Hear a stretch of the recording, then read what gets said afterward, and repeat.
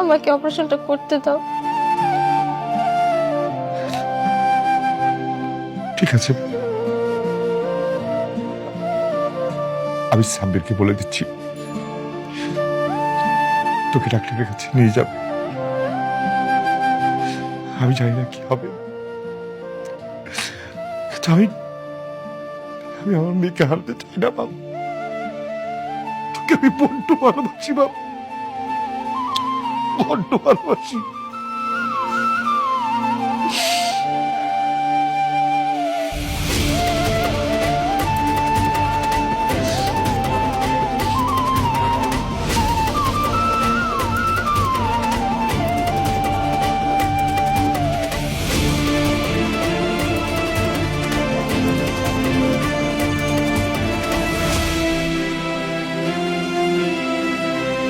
Map যেটা আপনি দেখালেন, কিন্তু বিল্ডিং এর সাথে তো ম্যাপের কোনো মিল খুঁজে পাচ্ছি না। আপনারা তো রুলস ছাড়াই এই বিল্ডিংটা তুলছেন।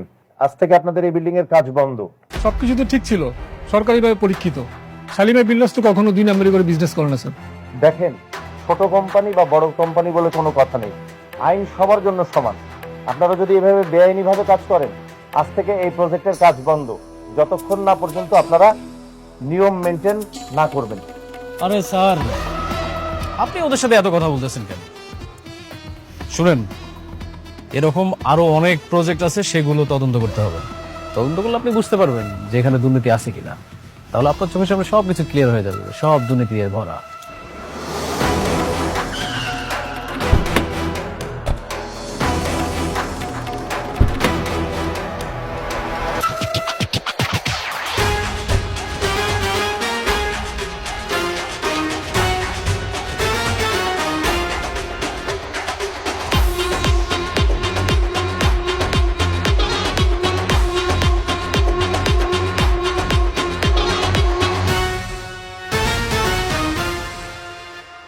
কি হয়েছে এখানে?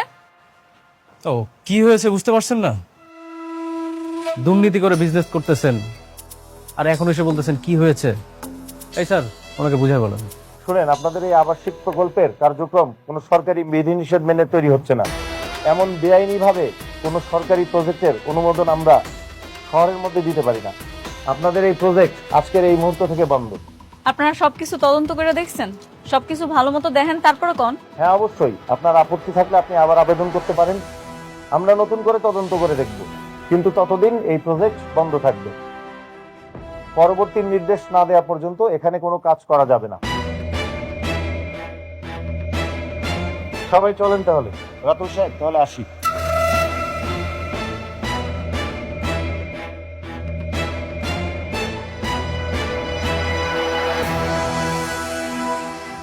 খেলা কিন্তু আবার জমে গেছে।